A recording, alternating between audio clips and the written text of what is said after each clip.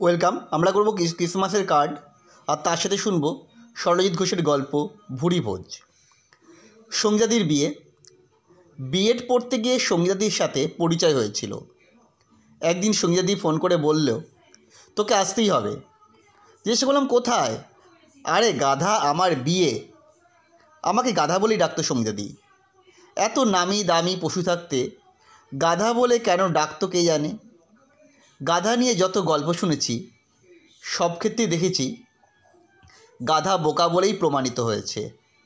সে যাই হোক, সঙ্গীতাদির বিয়ের কথা শুনে আমি তো বেশ লাফাচ্ছি। ভাবলাম ভালোই হলো, অনেক দিন পর বিয়ের নেমন্তন্ন পেলাম। জিজ্ঞেস করলাম আর কে আসছে আমাদের বন্ধুদের মধ্যে। ইনভাইট তো আমাদের বন্ধুদের গ্রুপে সবাইকে করেছি, জানি না কে আসবে, তবে সুব্রত কথা দিয়েছে ও আসবেই। শুনে বললাম, সুব্রত যখন আসবে তখন বেশ মজা হবে। অনেক দিন হলো দেখা হয়নি ওর সাথে। সুব্রত আমার ভালো বন্ধু।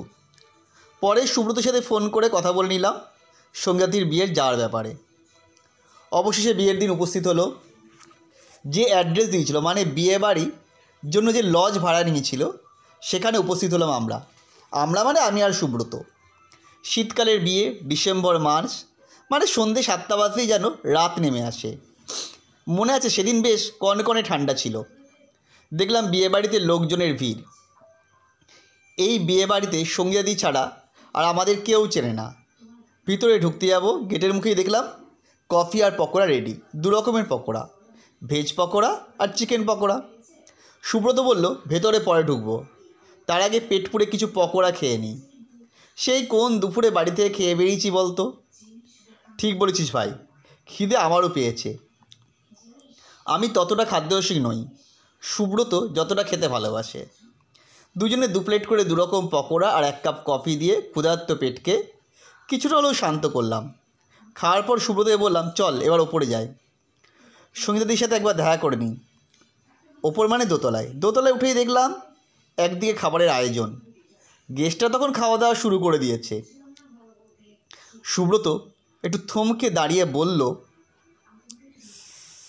সিটটা ফাঁকা আছে বুঝলি, পরে দেখা করলেও হবে, বরং খেয়ে নিই, কারণ এই শীতের রাত, লেট করলে আমাদের লেট হবে বাড়ি ফিরতে, আবার এতটা রাস্তা যাব। প্রথমে আমি একটু কিন্তু করছিলাম, একটু ভেবে নিয়ে বললাম, মন্দ বলিসনি, কিন্তু দেখা না করে খাওয়াটা কি ঠিক হবে? বোকা পাঁঠার মতো কথা বলছিস। সঙ্গীতাদির বিয়ে মানে নিজের দিদির বিয়ে, এখানে ঠিক বেঠিকে কী আছে? চল বসে পড়ি। নিজেদের ব্যাপার এটা, সঙ্গীতাদির এখন সময় পাবে আমাদের সাথে কথা বলার? নিজেদের খাওয়া দাওয়া নিজেকেই দেখতে হবে। অগত্যা বসে বললাম। খাওয়া প্রায় শেষের পথে, শেষ পাই তখন মিষ্টি আর আইসক্রিম।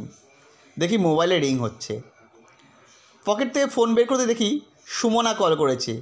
সুমনা আমাদের বন্ধু, বিএড পড়াকালীন ওর সাথে বন্ধুত্ব হয়েছিল। সুমনার ফোন রিসিভ করতে ও বলল, তোরা আসছিস না? আর এসেছি তো, কোথায় তোরা? আরে আমি আর সুব্রত খেতে বসে পড়েছি, তুই কোথায়? এই তো সঙ্গীতাদির কাছেই আছি, দেবাশিস, প্রিয়া, অন্তরা সবাই আছে। ভাবলাম সব বন্ধুরা মিলে একসঙ্গে খেতে বসবো, আর তোরা দুজন স্বার্থপরের মতো বসে বললি। বেশ, খাওয়া হয়ে গেলে দেখা করিস কিন্তু অন্তত।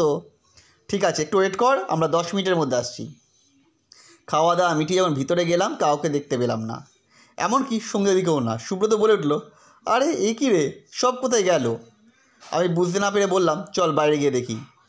বাইরে বেরিয়ে সুমনাকে কল করতেও রিসিভ করে বলল, তোরা কত দেরি করছিস বলতো, এখনই কি খাওয়া হয়নি? আরে খাওয়া তো হয়ে গেছে, ভেতরে গিয়ে তো কাউকেই দেখতে পেলাম না। এ মা, তো এ সবাই বসে আছিস, ছবি তুলব বলে বসে আছি, সবাই বসে আছি বলতে খটকা লাগলো। মনে ভাবলাম, তাহলে দেখতে পেলাম না কেন, ব্যাপারটা কী হলো? কেমন যেন সন্দেহ হলো। সঙ্গীতাদির বিয়ে বাড়িটা যেন ভাড়া নিয়ে, সেটার নাম কী রে? আপ্যায়ন লজ। শুনে তো আমি হাঁ হয়ে গেছি। আমন্ত্রণ লজ নয়? আরে আমন্ত্রণ লজের পাশেরটাই তো আপ্যায়ন লজ। তোরা কি আমন্ত্রণে ঢুকে খাওয়া দাওয়া করে নিলি নাকি? আমি ততক্ষণে যা বোঝার বুঝে গেছি। ফোন কেটে দিয়েছি। সুব্রত বলল, ভাই কেটে পড় তাড়াতাড়ি, বিয়ে